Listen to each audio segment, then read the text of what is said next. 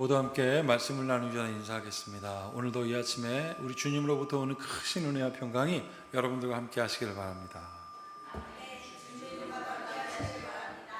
자, 이제 주변에 있는 분들에게도 하나님의 평강이 함께 하시길 바랍니다. 인사할까요? 하나님의 평강이 함께 하시기를 바랍니다. 아멘. 오늘은 자만을 버리게 되는 순간이라는 제목을 가지고 말씀을 나누겠습니다. 이 말씀 나누기 전에 우리 믿음으로 함께 선포하겠습니다. 성경은 하나님의 말씀입니다. 오늘도 하나님께서 주님의 말씀의 종을 통해 이 성경의 진리를 나에게 선포하실 것입니다. 아멘. 자, 오늘은 자만을 버리게 되는 순간이라는 제목입니다. 여러분, 우리가 언제 자만을 버리게 될까요? 오늘 말씀을 통하여 그 순간이 언제인지 함께 구체적으로 나눠볼까 합니다. 지난 일주일 동안 여러분께서 많이 기도해 주셔서 저희 큰아들이 큰 수술을 잘 마치고 또 돌아왔습니다. 그러면서 여러 가지를 느끼게 되더라고요. 정말 하나님께 구하는 것은 무엇이고 하나님께 나아가는 것은 무엇인가. 병원에 갔더니 저희 아들만한 자녀들이 이렇게 수술하는 친구들이 있는데 다 성인이잖아요. 근데 어머니들이 간호를 하시는데 이러더라고요. 뭐만 이렇게 자다가 깨면 우리 아들 일어났어. 뭐하다 보면 우리 아들 밥 먹어야지. 막 계속 그러더라고요. 근데 우리 아들은 물만 먹어야 되니까 저도 우리 아들 물 먹어야지. 지금 이게 참 그 자녀가 연약할 때 부모는 강해지는 것 같아요. 막 그렇게 보이더라고요.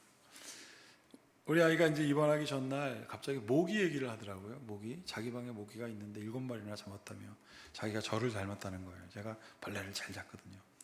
그러고 나서 이제 병원에 입원을 하러 갔는데 걱정이 되는 거예요. 그 세브란스 병원이라는 큰 병원에 설마 모기는 있겠습니까? 근데 얘가 수술해서 잠도 제일 못 자는데 모기 때문에 잠 못 자면 어떡하나. 그리고 이제 별 걱정을 다 했는데 제 걱정은 기후에 불과하더라고요. 깨끗하더라고요. 그날 저녁에 검색을 해봤습니다. 그랬더니 모기의 유형이 있더라고요. 첫 번째, 피만 빠는 유형. 일반적인 모기가 그렇답니다. 피 빨고 천장에 붙어 있거나 책상 밑에 있대요. 두 번째는 빨듯 말듯 찌르고 튀는 형이 있대요. 이거는 그냥 빨고 있는 게 아니라 지긋하게 있는 게 아니라 막 찍 하면서 가렵게만 만드는 모기. 세 번째는 적당히를 모르고 무조건 빠는 형태. 아주 배 터지도록 팔다가 천천히 날아가다 사망하는 형. 그 마지막은 네 번째는 얼빠형이 있답니다. 얼굴만 집요하게 달려든다. 피를 빨 생각은 없어 보인다. 손바닥을 쳐도 놓치는 경우가 많은데 팁은 숨을 크게 빨아들이면 입으로 들어가는 경우가 있다. 이게 얼빠형.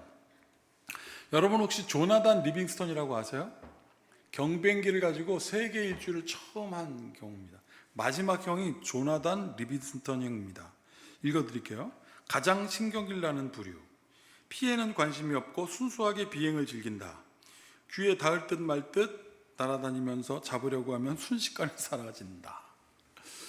제가 왜 이것을 여러분들과 함께 나누냐면 저희 아들이 그러더라고요. 아빠, 그래봐야 모기 그거 아무 의미도 없다고. 세상에서 무익한 게 여러 가지 있지만 그 중에 완전히 없어져도 되는 거는 모기라는 거예요. 여러분, 제가 왜 이 말씀을 나누냐면 예수님은요, 우리가 하나님의 나라를 알고 경험하게 하기 위해서 이 땅에 오셨습니다. 예수님께서. 그래서 그분이 이렇게 말씀하셨습니다. 막 장황하게 말씀한 것 같지만 예수님의 말씀은 요약하면 이거예요. 첫 번째, 나를 믿어라. 그리고 내 안에 거하라. 이것이 예수님의 말씀이었어요. 그런데 여러분, 사람들이 그 예수님의 말씀을 믿지 않습니다. 그리고 조건을 겁니다. 나한테 이득이 생기면 믿겠다 이거예요. 여러분 생각해 보십시오. 예수님께서 이 땅에 오신 목적이 뭐라고 그랬습니까? 하나님의 나라를 알게 하고 하나님을 알고 그 다음에 하나님의 나라를 경험하게 하기 위해서 이 땅에 오셔서 나를 믿어라, 내 안에 거하라 라고 말했는데 우리는 조건적으로 믿어요.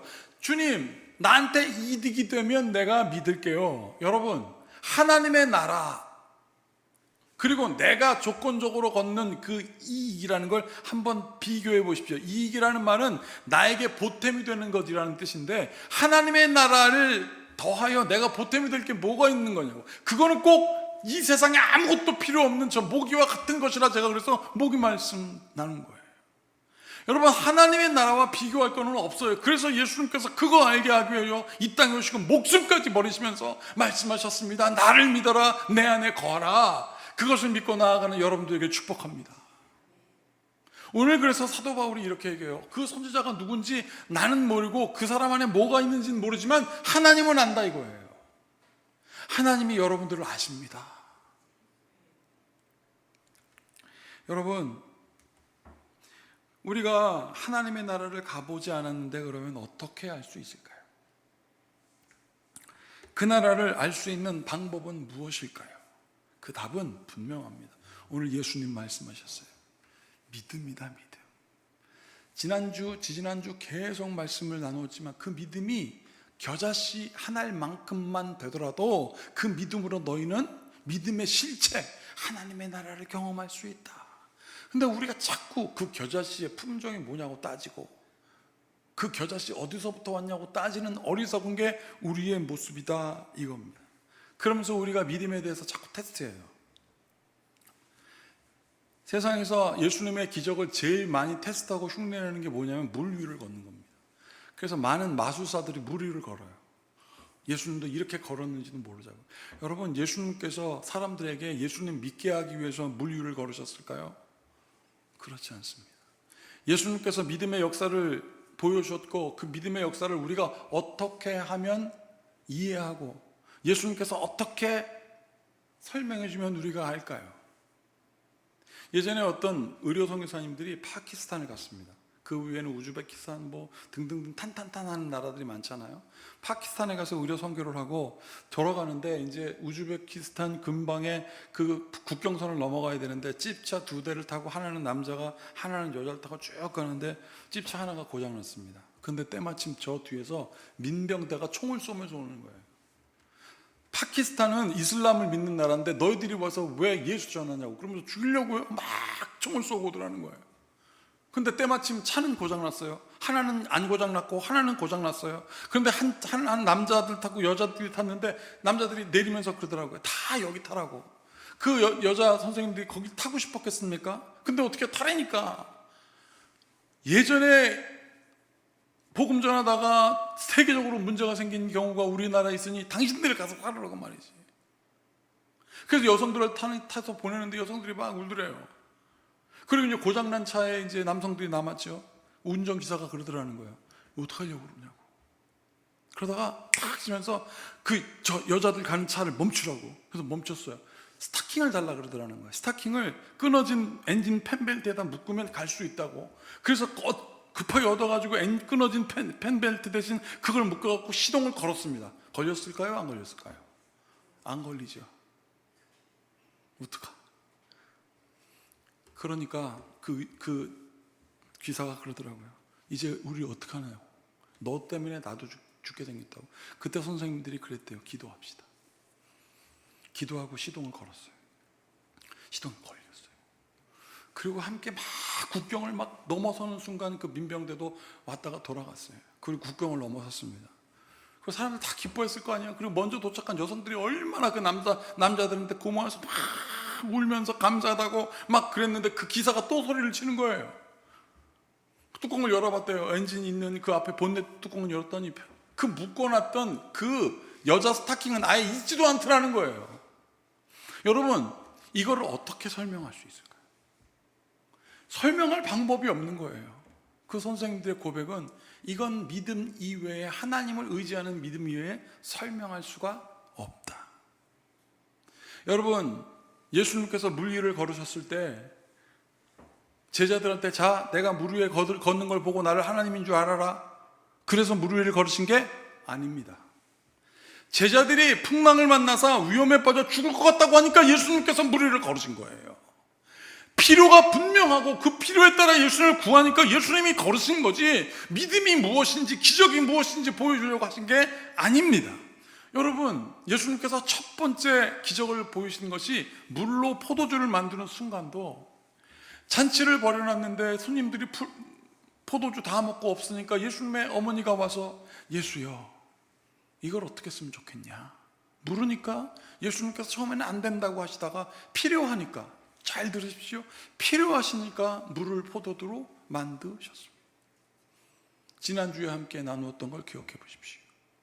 예수님을 찾아온 12년 동안 하혈을 하는 여자가 예수님의 옷깃에 손을 대니까 나았지요. 예수님께서는 당시 어디를 가려냐면 야이로의 죽은 딸을 살리려고 하고 있었어요. 자, 그런데 예수님께서 야이로한테 잡아라. 어떤 여자가 내 옷깃에 손을 댈 테니 그 여인이 나을 거야. 그러면 넌 믿어라. 하고 하지 않으셨다는 거예요. 그녀가 필요하고 그녀가 간절히 예수님의 옷깃에 손을 닿으니까 예수님께서 기적을 베풀어 주셨고 야이로에게도 말했습니다. 너는 믿기만 해라. 여러분, 이것은 설명이 되지 않습니다. 사랑하는 여러분, 여러분들의 삶에 필요가 있을 것이에요. 여러분들의 삶에 연약함이 있을 거예요. 그때 주님을 필요로 하고 붙드는 여러분들이 되기를 축복합니다. 여러분, 그런데 자꾸 사람들은 설명하길 원하고 조건을 맞추길 원합니다. 자, 오늘 본문 말씀 보세요. 예수님께서 거기를 떠나서 고향으로 가셨습니다. 제자들도 함께 갔습니다. 그리고 2절에 보면 안식일에 고향 사람들이 봅니다. 안식일이 되어 회당에서 가르치시니 많은 사람이 듣고 놀랐습니다. 고향 사람들이 놀랐습니다. 이르되 이 사람이 어디서 이런 일을 얻었느냐? 이 사람이 받은 지혜와 그 손으로 이루어진 이런 권능이 어찌 됨이냐? 설명해 달라 이거예요. 자, 그러놓고 믿지 않습니다. 3절 다 같이 읽어볼게요. 이 사람이 마리아의 아들 목수가 아니냐? 야고보와 요셉과 유다와 시몬의 형제가 아니냐? 그 누이들이 우리와 함께 여기 있지 아니냐? 하고 예수를 배척한지라. 여러분, 맞았어요.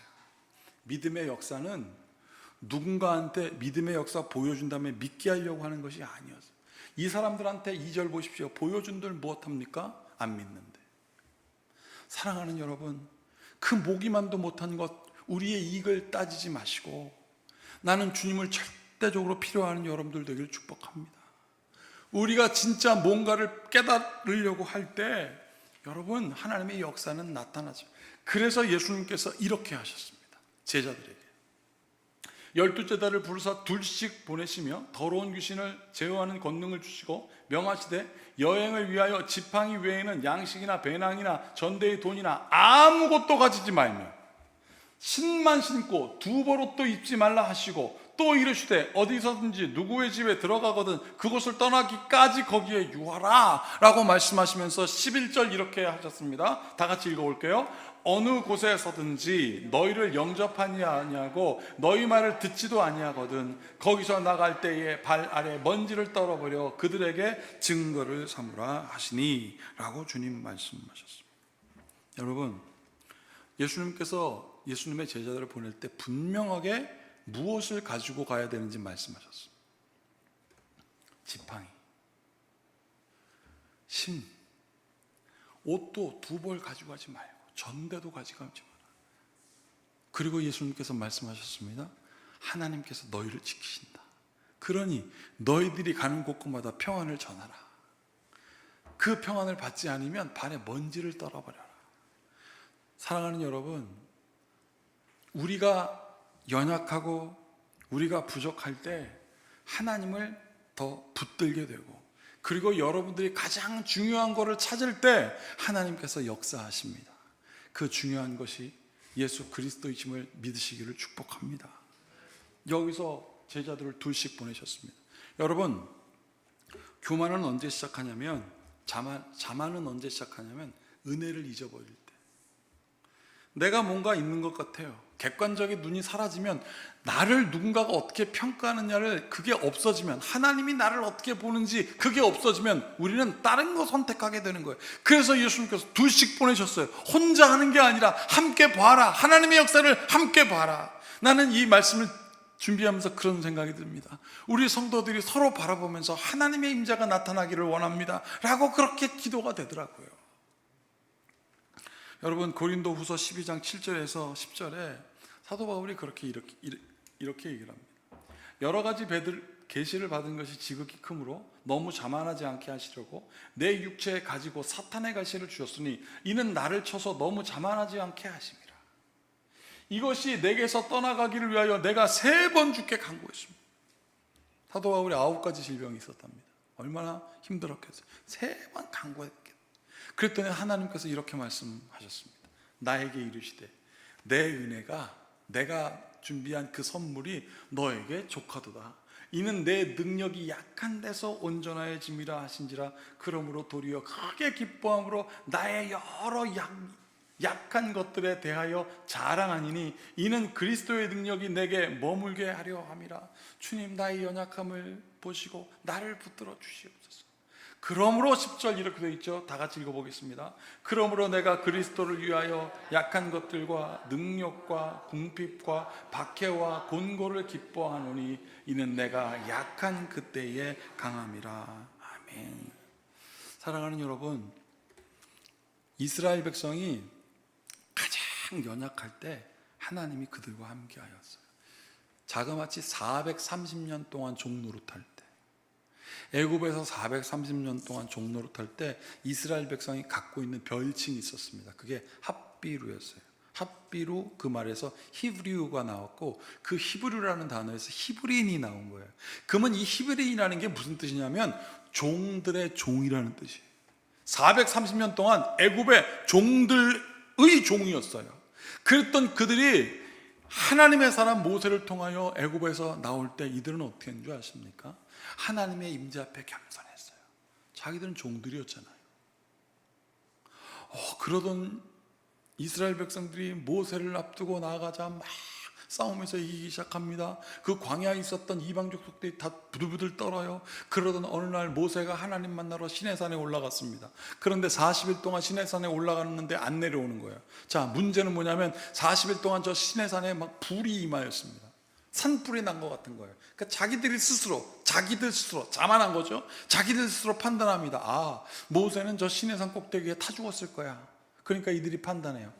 그러면 우리 이제는 모세가 하나님의 임재의 상징이었다면 이제 하나님이 보여야 될 거 아니야. 그러면서 그들이 생각해낸 게 뭐냐면, 그래서 제가 오늘 모기 얘기한 거예요.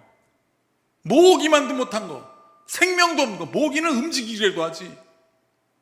보석들을 꺼내서 녹이기 시작했습니다. 그리고 우상을 만들었어요. 바로 이거예요. 금송아지. 저 밑에 손을 들고 있는 사람이 아론입니다. 아론은 모세의 형이에요. 눈치 보는 거죠, 눈치. 하나님 앞에 자기가 다 거울처럼 서 있어야 되는 모습은 다 사라지고, 인간들이 저거 하라고, 저거 우상 좀 섬기라고, 모세 죽었으니까 네가 해달라고, 저 모습하고 있었어요. 여러분, 그렇게 자기의 이익을 따랐던 그런 순간 앞에 하나님은 모세를 시내산에서 내려오게 하시고 십계명을 통하여 하나님 깨닫게 하시고, 하나님이 저 자리에서 이스라엘 백성들 3,000명이 죽게 하였습니다. 그러자 이들이 어떻게 했습니까? 약해졌어요. 그리고 하나님께서 특별하게 말씀하셨습니다. 지금부터 너희들이 갖고 있는 보석은 다 내놔라. 그리고 그 보석을 다 녹여가지고 저 우상을 만들었던 사람들 입에 다 부어버렸어요. 여러분, 생명 없는 그 보석이, 다시 말씀드리지만 모기만한 가치도 없는 생명 없는 것을 생명 있는 것이라고 여겨서 하나님을 멀리 했던 저 믿음 없는 사람의 전철을 밟지 말고 살아계신 주님을 믿는 여러분들에게 축복합니다. 어떤 목사님이 길을 가다가 해변을 쭉 걷다가 조그만한 그 개 있잖아요. 개, 7개인가요? 조그만 거. 그게 막 지나가더래요. 그래서 막 이렇게 하니까 확 흩어지며 가다가 어느 개가 막 가더니 탁 멈추더라는 거예요. 그러더니 탁 쳐다보더래요. 아쭈 이러면서 탁 쳐다보는 거죠. 때마침 그 목사님이 지팡이가 있었대요. 지팡이를 쥐고 네가 날 쳐다봐. 그래서 그걸 쿡 사망하셨답니다. 제가 이 말씀은 제가 대학원 다닐 때 설교학 시간에 들은 말씀. 그때 이 설교학을 가르쳤던, 지금은 돌아가신 옥하는 목사님이 그때 강의를 하셨던 거였는데, 그분이 그렇게 말씀해요. 여러분, 이 설교가 유치해요? 여기 목사님들 들어보세요. 유치해요? 그냥 그 개가 딱 눈 들었다고 목사님이 지팡이로 꽉 찌른 거, 그 유치해요? 그게? 그건 목사님이 분노를 표현한 거지, 그게 하나님의 뜻이에요? 이렇게 갑자기 숙연해졌습니다. 근데 그분이 이렇게 말씀하시더라고요. 그게 아닙니다. 목사님들이 설교단에 서서 각종 지식을 막 펼쳐내고 히브리어, 헬라어, 성도들이 못 알아듣는 말씀만 다 선포하는 게 중요한 게 아니라, 더 중요한 건 뭐냐면 성도들에게 들리지 않는 말씀을 선포하는 것이 더 웃기는 거예요. 유치하지 않다 이거예요. 사랑하는 여러분, 우리가 하나님께 구하는 기도가 유치한 게 어디 있겠습니까? 여러분들이 하나님께 구하는 필요가 유치한 게 어디 있겠습니까? 하나님은 구하라 하셨습니다. 시시콜콜 구하라 하셨습니다. 그것이 우리의 부족함을 나타낸다면 그때가 곧 강한 것이기 때문입니다. 그래서 오늘 에스겔 선지자는 이렇게 얘기를 했습니다. 이 자손은 얼굴이 뻔뻔하고 마음이 굳은 자니라. 내가 너를 그들에게 보내노니 너는 그들에게 이르기를 주 여호와의 말씀이 이러하시다 하라. 2절 다 같이 읽겠습니다. 그들은 패역한 족속이라. 그들이 듣든지 아니 듣든지 그들 가운데 선지자가 있음을 알지니라. 아멘. 구약의 선지자는요, 엘리야는 한동안 다 먹고 다녔어요. 세례 요한은요, 낙타토돌과 메뚜기 먹고 살았습니다. 연약했습니다. 그러나 그 연약한 중에서도 하나님의 말씀을 선포하였고 그들 때문에 하나님께 돌아온 영혼들이 있다고 오늘 에스겔 선지자는 우리에게 얘기해 주고 있습니다. 사랑하는 여러분, 비록 약하지만 그 약함이 오히려 하나님의 뜻을 나타내는 순간임을 깨달으십시오. 우리의 연약함을 주님께 부탁할 때 하나님이 역사하십니다. 이 모든 지각에 뛰어난 주님의 평강이 우리의 연약함을 위로하시고 인도하시는 하나님의 크신 은총을 경험하고자 하는 여러분들의 마음과 생각을 지킬지어다. 기도하시겠습니다. 주님, 자만하여 내가 마치 뭔가 할 수 있는 것처럼 생각했던 우리의 어리석음을 내려놓고 겸손하게 주님의 뜻을 바라보는 성도들 되게 하여 주시옵소서. 이것은 구해도 되고 이것은 구해도 되지 않는다고 스스로 판단하기 이전에 하나님께서 오셔서 말씀하게 하시고 기도하게 하시고 구하게 하신 것이라 믿고 구하는 성도들 되게 하여 주시옵소서. 우리의 연약함이 곧 강함이라 하나님 오늘 말씀하셨사오니 자만을 버리게 되는 순간, 가장 필요한 것을 깨닫는 순간 되게 하여 주시옵소서. 예수님의 이름으로 축복하고 기도하옵나이다. 아멘.